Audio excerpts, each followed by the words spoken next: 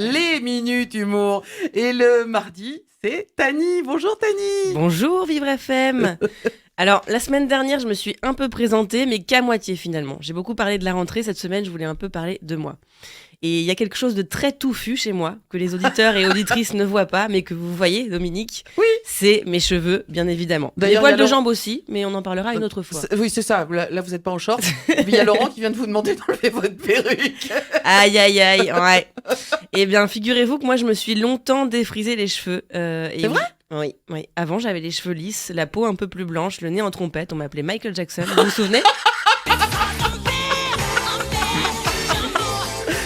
Michael, you're bad. Depuis que j'ai appris tes histoires avec les gosses, mieux vaut couper.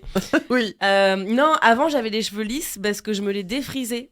Alors, pour celles et ceux qui s'y connaissent pas trop en défrisage, l'ingrédient principal des défrisants, en général, c'est l'hydroxyde de sodium, NaOH pour les chimistes, et l'hydroxyde de sodium, plus connu sous le nom de soude, le truc qui sert à déboucher les chiottes. Et en fait, surprise, mes cheveux ne sont pas des WC. Non. Alors, pourquoi j'ai fait ça, vous allez me dire? Premièrement, les cheveux frisés, crépus, sont pas hyper valorisés. Moi, il y a plein de gens qui me disent « Mais arrête, Tani, j'aimerais trop avoir tes cheveux. » Mais je vois bien qu'en dehors des soirées disco, il n'y a pas grand monde qui s'achète des perruques afro, justement, Laurent.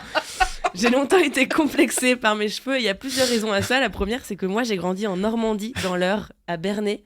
Et quand j'y étais, à Bernay, il y avait environ 2 noirs dans la ville. Mon prêtre, oui, et mon père, avant tout. Ce qui fait que pendant longtemps, moi, j'ai cru que tous les noirs, je devais les appeler mon père. Ah Ouais. J'ai pas compris quand je suis arrivée à Paris. À Gare du Nord, j'ai paniqué.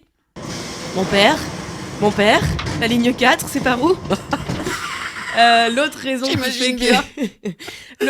qui fait que je me défrisais les cheveux, c'est que avant j'étais quelqu'un de très timide en fait, et ce n'est pas possible d'être timide avec ses cheveux en Normandie. Tu ne peux pas te fondre dans la masse quand personne n'a autant de masse. T'as beau t'habiller en noir, mettre des sweats à grosse capuche, tu dénotes dans le paysage normand. Mais aujourd'hui, je les aime, mes cheveux, et voilà. Même si je sais qu'il faut être courageuse comme ça, quand même pour les porter comme ça en afro. Parce qu'il y a des gens déjà qui mettent leurs mains dedans sans me demander. Moi, je comprends pas. C'est horrible. Ils sont là, oui, mais c'est marrant, on dirait des mini-ressorts, on a envie de toucher. Oui, peut-être, mais si on doit toucher tout ce qui est marrant sur le corps humain, on va pas s'en sortir. Bah, ça, c'est comme les femmes enceintes à qui on touche le ventre sans jamais leur demander la permission. Exactement, Ouais. ça c'est bien vrai. Ouais. Et puis, mais c'est vrai, il faut s'interroger pourquoi c'est drôle en vrai. Parce qu'en vrai, moi, je me lève tous les matins avec, je me regarde dans le miroir, je me dis pas « Oh my God, so funny girl !» Les gens qui ont les cheveux lisses, moi, je trouve que leur vie est facile.